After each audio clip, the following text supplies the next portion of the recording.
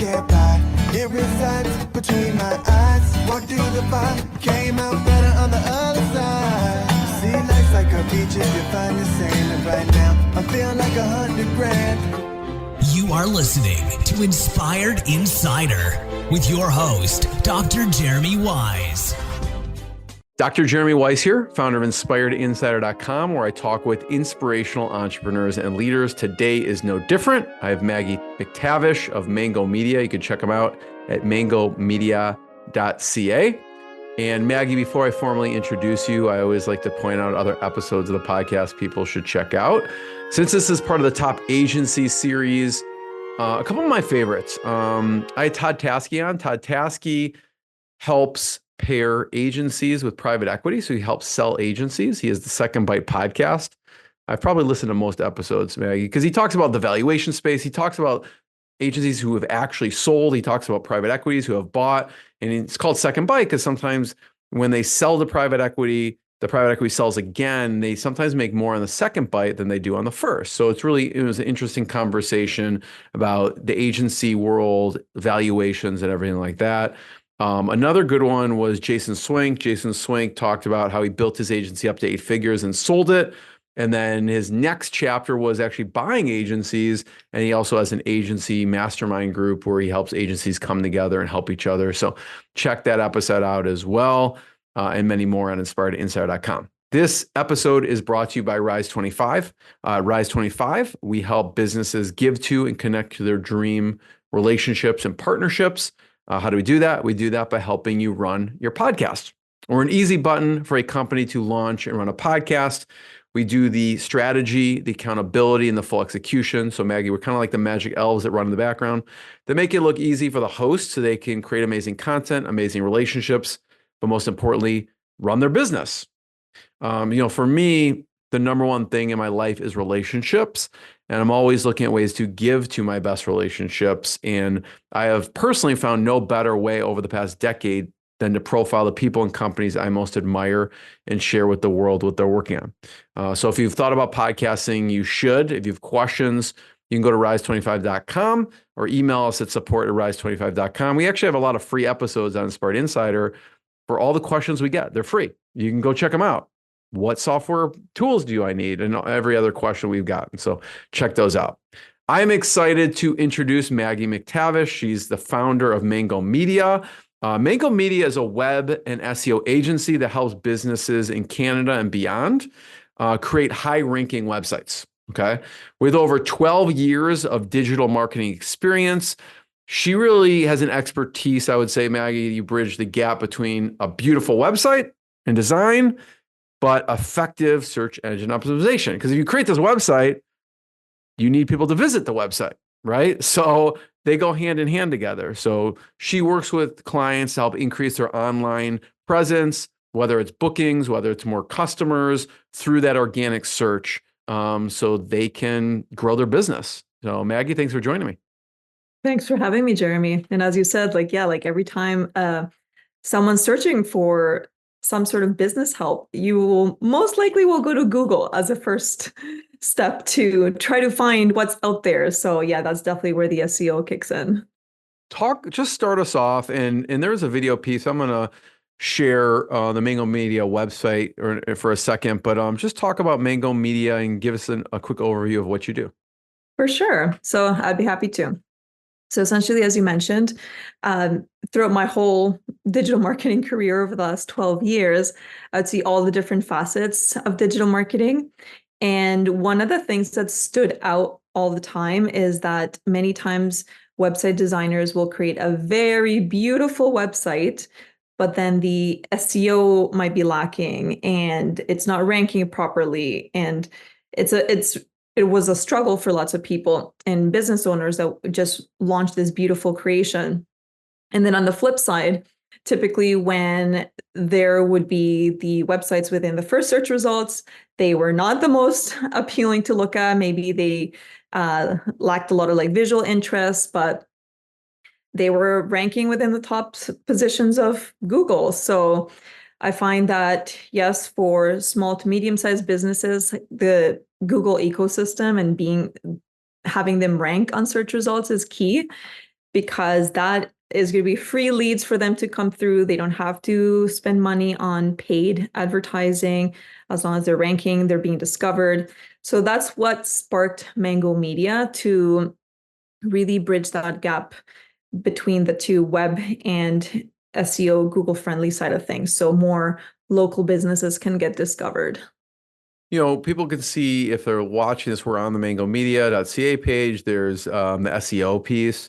I'm curious, what are the biggest mistakes you see people make with SEO? And we can see there's a proven process here. So, when you're going to a company, you're probably evaluating, you're looking at advanced key research, keyword research, technical and SEO content, optimizing technical performance.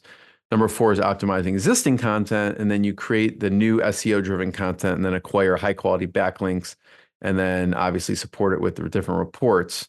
So what are the biggest mistakes you see people make? So sometimes SEO can be an afterthought for a lot of new website builds, or especially when I find that someone has engaged a new web designer, web developer, and they have to migrate or create a completely brand new website. That's a very sensitive time, because if you're already ranking pretty well and you completely replace that with a new build and don't have a proper SEO strategy in place, you are going to, unfortunately, you might lose on a lot of the rankings that you already had if you're not migrating things the right way. So Yeah, totally. I mean, I had a friend, they're like, I need a new website, we're gonna revamp it. And I know enough to be dangerous. I'm like, just be careful, right? Because I've heard you and other people say, okay, you redo your website and then you just lose whatever links are out there because they're broken, mhm. then you're up the creek, like all that work you did for a decade. That's right. So yes, I find that, yeah, it can be sometimes a bit of an afterthought. So having that implemented from day one and part of the web design process is key to make sure that, yeah, you keep your current rankings and do everything you can to improve what already exists. What about for a company that comes to you? They have the website, like, I like our website. I'm not going to do a new website, but what are some of the biggest problem areas or low-hanging fruit you find when you start looking under the hood and they're like, yeah, Maggie, I'm not sure what's going on here. We need to increase our traffic. For sure. So a couple items that come to mind is, number one is increasing website load speed. So this goes for both Google's happiness and your website visitors' happiness. If you have a slow loading website, people are just going to leave. Googlebot's not going to be happy, and it probably won't rank as well as it could be. So that's absolutely key. So making sure that you have like a fast, reliable hosting provider. And within the actual website, uh, one quick tip would be resizing images in a way that are optimal to the max size that you'll have on your website displayed. So you're not uploading huge files that are worth hundreds of megabytes, because that's really going to start slowing things down. You want something that's extremely fast. Do you sometimes move people? Like, let's say that's the first thing you check, right? Okay, people are probably thinking, okay, we know start ranking keywords, and you're like, your site is slow. Will you sometimes go, listen, let us put you on this faster hosting and that will help? Or It's definitely part of the process, yes. So many times my role, I come in a bit of as an advisor and a consultant for a lot of these businesses. So I find especially smaller businesses tend to start their website with certain providers like Wix or Weebly or Squarespace, and there's nothing wrong with that. Like, they are very user friendly, very easy to work with. But on the downside, you don't have the technical ability to modify the speed. Like, you're kind of like dependent on them. So many times I have had, yeah, clients come to me that are within these platforms, and we end up migrating to the WordPress environment, for example, because that's when we can really have more control and speed things up for them. are there certain hosting providers you prefer? Yeah, I'd say one of the more reasonable priced ones that is very reliable is SiteGround. So that's one that typically I'd say like it's very sufficient for a lot of the clients. If not, like Kinsta is really good too. So yeah, there's some really reliable ones, but I would advise, and no hate, but I would advise staying away from like GoDaddy and some of these other probably more popular sounding providers, just because yeah, they're not worth the negative points you'd get within SEO.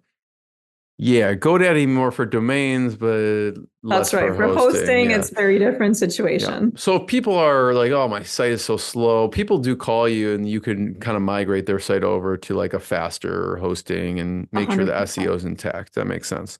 Yeah. What else will help people rank better on Google?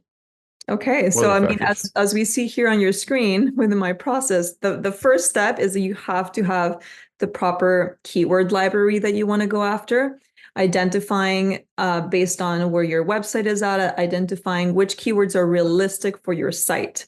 Because we might find keywords that have thousands of searches a month, but if your website doesn't have the authority to really compete and try to gain that keyword, I'd say like let's be realistic and go after keywords that you could probably rank for at this stage as we continue to work on your authority and add to that. But always first prioritizing keywords that are lower in the sales funnel. So making sure that yeah, we're going after the keywords that people have that higher intent to buy or complete some sort of transaction. Yeah, that's great. How do you do a discovery with them, or do you do research through tools to figure that out? Yeah, so typically I like to get an idea of what keywords they believe are what people are searching for within Google. And then I'll validate that as we go through our keyword research process. Of course, we have different tools to validate that, where we then identify the whole library of keywords that people are searching for that are related to their business. How many people are searching that per month? What's the keyword difficulty for them to rank for that? And that's going to really help set the strategy for all the content that will be either changing that already exists or new content that we want to be targeting. Maggie, what are some of your favorite tools in software that you like? So I'd say probably the ones I just use all the time. Like there's many out there, but SEMrush is very reliable. Like they have lots of great data there. Sometimes I'd say it's an overwhelming amount of data. And the second one that's newer, it's called Rankability. So this tool was created by SEO professionals, like SEO experts, and essentially it captures all the content within like the top ranking pages for a specific keyword, and it helps you create and write better ranking content. What about from like a staff management perspective? What do you use kind of internally, whether it's project management or email or communication? Yeah, I'd say like honestly, like I like to keep it pretty simple when it comes to that. So the Gmail suite like the Google suite is really great. It does the job, and yeah, typically like email or Google Chat is sufficient. I want to point out I did have Eugene Levin on, who was the chief, or maybe he is now still, of SEMrush.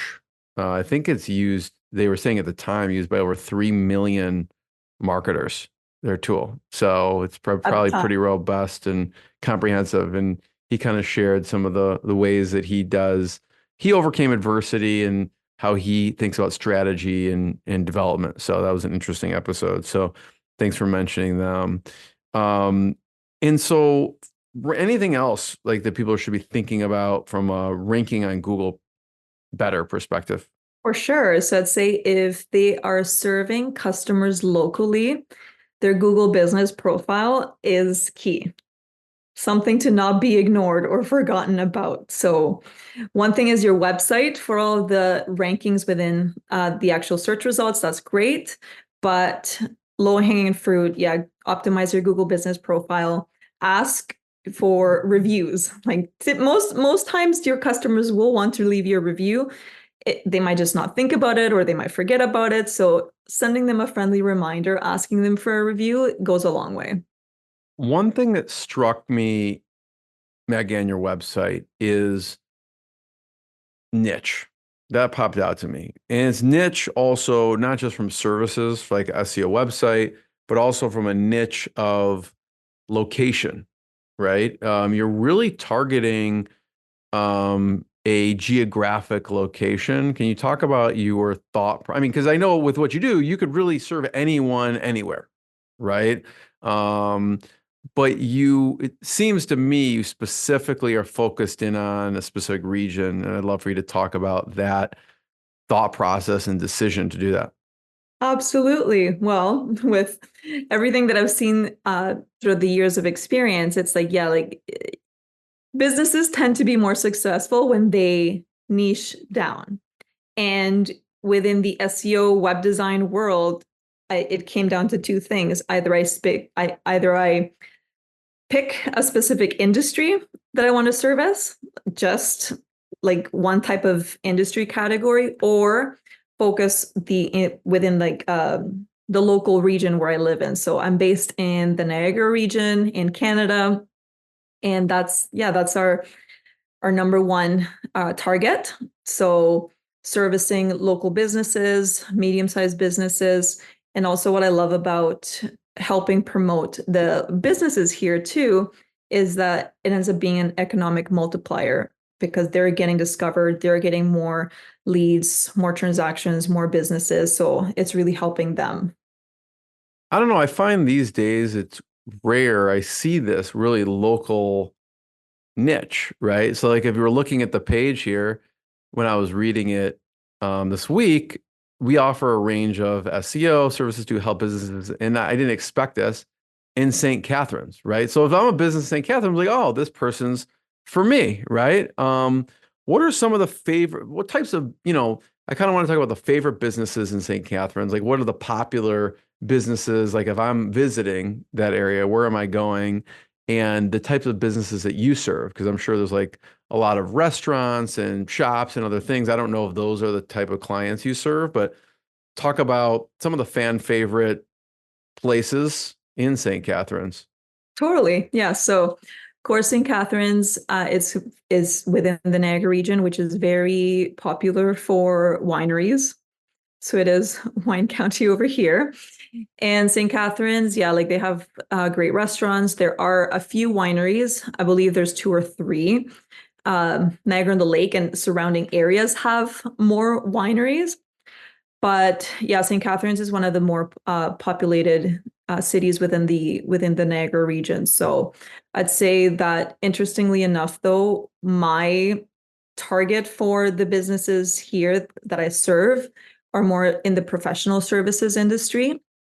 So believe it or not, they're businesses related to real estate, brick and mortar stores, so like fireplace shops, uh, businesses that offer renovations, so like bathroom renovations, tree care services, so arborists. So these types of businesses, the people that live here are seeking to solve some sort of problem that they may have. Speaking of tree service, right? It's funny because we just had to have a tree chopped down in our backyard. And it's expensive. It's actually, and for good reason, because it takes a lot of work to do it. But I didn't realize, and I started talking to people, I'm like, that. So one of the people I know actually they started a business a couple years. They were running for a couple years and they sold it for a lot of money a couple years later. And it was a tree service. You've helped a tree service too. Talk about what you did for them. Absolutely. So yeah, it can be a very lucrative business. I Who knew? agree. Exactly. So actually the company that I helped out, they actually helped me. I moved into a home a couple months ago and the backyard, it was just crazy. So my husband found them just through the neighborhood. They bumped into each other and next thing you know, they're in my backyard chopping down all these dead trees that we needed to take care of. so they weren't a liability. And just chatting along, he's like, hey, do you have a website? And that's how a lot of business actually happens, just organically through conversations. And they said, no, but we have a Google business profile that we've been having lots of trouble changing our hours, our location. We bought the business recently and we can't get a hold of, like we don't know what to do. We've tried many times. We've tried reaching out to different agencies to help us. Nothing's working. So that's when I'm like, okay, great. No problem. I'll come in, help you out. Was able to claim their Google business profile. We built a brand new website for them that is specifically What's the for website URL? You remember? it's regional tree care.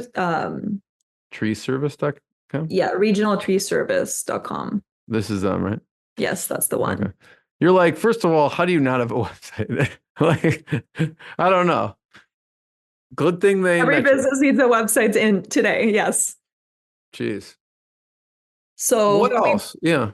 we built the website from scratch. Yeah. And every time, yeah, like we work on something is with that foundation focus on SEO to make sure that we're selecting the right keywords to incorporate everything throughout the content and the site itself. So we launched this site actually not too long ago, but just as an example, we launched it on a Friday and it took a couple days for it to index within Google. So Google would recognize it. And within a couple days later on Monday, they already got like their first form submission. Yeah. So I it's feel like I can go to town with good copywriting for these tree services because the reason we did it is literally it was going to fall on our house, right? So it's like, do you not want the dead tree to fall on your house and crush your family? So call us. exactly. Yeah, there you go. So like that's a good example. It's kind of interesting to me that some businesses don't have a website even, but I guess it's word of mouth and they just are listed on Google Business. Yeah, surprisingly, it does happen. I think especially in more rural areas too. But at the end of the day, it's like, yeah, business, having a website for your business is like your online business card. So even if it's something simple and straightforward that can convey your value proposition, everything that you have to offer, and it's ranking on Google so more people can find you, like it's a no-brainer for you to gain more traffic and leads. So Maggie, I know you're a new mom. Talk about balancing running a business and now um, family life now that you have a young child. That's right. So yeah, so I have my daughter Elizabeth. She's 7 months old. And yes, it's wild. Parenthood is no joke. It's like all the things that I would hear from other parents make sense now that I'm going through it. But what I made sure to do before giving birth more than 7 months ago was making sure that I had everything in as much check as I could, and delegating was absolutely key. So having the right people in place that I knew that could support me, especially throughout those first few months that I wanted to be fully present for my newborn child. And yes, I think that was just the key component, just delegating and having the right people to rely on. What did you put in place specifically leading up? I mean, some people have issues and there's no notice, right? In this case, you're like, okay, I need to prepare things for this. What were you doing to prepare when you say delegating, or is there certain systems you were, actually working on behind the scenes, or people? What were you doing from like a training perspective? Absolutely. So at least with everything that we do from an SEO perspective, we have like standard operating procedure, so SOPs built for every single step along the process. So the beautiful thing of that is, I don't want to say literally anyone could come in and do it, but almost anyone could come in with some sort of basic experience and help support, because everything is laid out in a way that they can just understand what they're supposed to do and be effective. So The other thing too is being very transparent with these individuals who supported and continue to support me along the way, setting those clear expectations like, hey, I know you typically work during the day, but I'll probably be messaging you at 2 a.m. when I'm taking care of my little one. So that was really beautiful with clients too. Like they knew that I was going to have my first child. Everyone was very supportive, and I there was nothing. No, nothing really felt wrong as I was going through the process. Like everyone was very supportive, even though, yeah, like times I would message them would be kind of crazy sometimes. Is there any software? How do you house the SOPs? What do you use for them? So I actually have them all within Google Sheets, like Google Drive, Google Sheets, like everything's in that environment. Love it. Yeah, so I want to say there's a really good interview I did it with Owen McGab. He is the founder of Sweet Process, which is a software that helps you. We actually use them to house our SOPs so they're searchable. And he did talk about just how to increase efficiency with existing staff and onboarding new staff and with process SOPs like Maggie's talking about. So check that interview out. It's a really, really good one. I geek out on this stuff, Maggie, too, the SOPs, because that's kind of what makes everything run and makes it so we can sleep at night. Gives you a bit of peace of mind, that's for sure. 100%. How did you get into running an agency? Great question. So for the majority of my career, I actually was an employee. So I worked at different corporations, different marketing agencies, and the last one was an AI startup in Toronto. And honestly, throughout my whole career, I always had this deep desire to want to run my own business, become an entrepreneur. I think, of course, having that job security kept me within that space. And part of me just understands now that the timing in which everything worked out was just perfect, because working at different corporations allowed me to gain more of that experience, see how other agencies are run, understand how to manage a team, how to deal with clients. So basically getting a lot of experience and practice through by working at other companies. What made you branch out finally? Because you could have just stayed, like you said, there's security there, you're having fun, you don't have to do all the other stuff involved. What was the deciding factors? Like, okay, I need to do this. Honestly, Elizabeth, my baby. So once I was pregnant and I knew like, okay, this is going to change my life. I want more of that flexibility where I can be more present for her and not just be always tied to a 9 to 5, for example. So with Mango Media, yeah, for about 2 years now, that's when I've really ramped up the business side of things, because I knew that once she was born and once she becomes older and she's going to need more care, I want to be more involved. So yeah, she was definitely a big part of it. Who were some of the key or positions, key hires for you as you were growing the company? So actually, so the way I run things is a little bit different, where I believe in partnering with top tier experts who excel in their respective fields rather than building an in-house team that requires a lot of training and management. At least that's how it works right now. So like, for example, when if I have like a custom website project that comes in, I collaborate with a branding expert, and she brings a wealth of experience, creativity, and insights to the table. So then that way she works independently, delivers high quality results, and in return, I also help her and collaborate on a lot of SEO support that she might need. So similarly, that works then with my web developer, my copywriter, and a lot of the other specialists. Are they located all over the place or are they local also? Most of them are within Ontario. So yeah, within the GTA, the Greater Toronto area. Love it. So Maggie, first of all, thanks for sharing the journey and some of your thoughts. I have one last question before I ask it. I want to point people to, they could check out mangomedia.ca. Also, you can check out more episodes of the podcast as well. My last question is really mentors. Are there any business mentors you've had through your journey? It could be a boss you had or just someone who's helped along the way and maybe a good piece of advice they've given you. Absolutely. So it's funny you'd say boss because yeah, one of my previous managers is one of my mentors and now friends.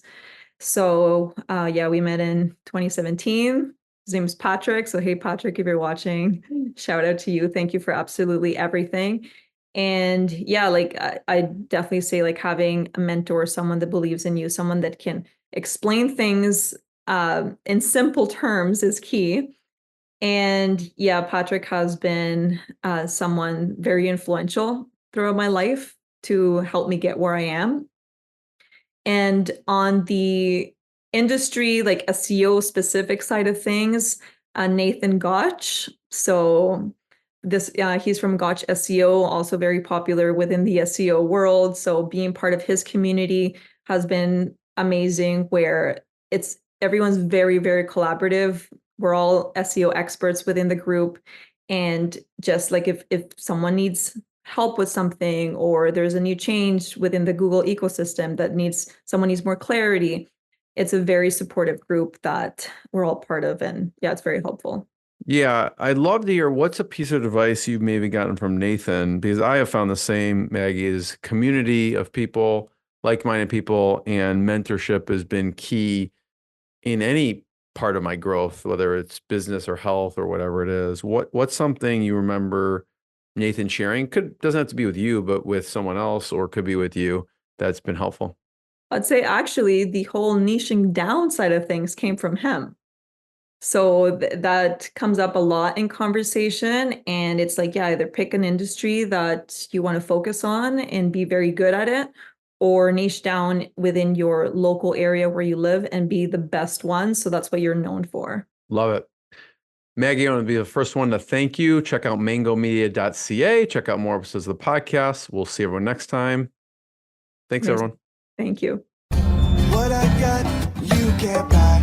It resides between my eyes. Walked through the fire, came out better on the other side. See, life's like a beach if you find the sailing right now. I'm feeling like 100 grand.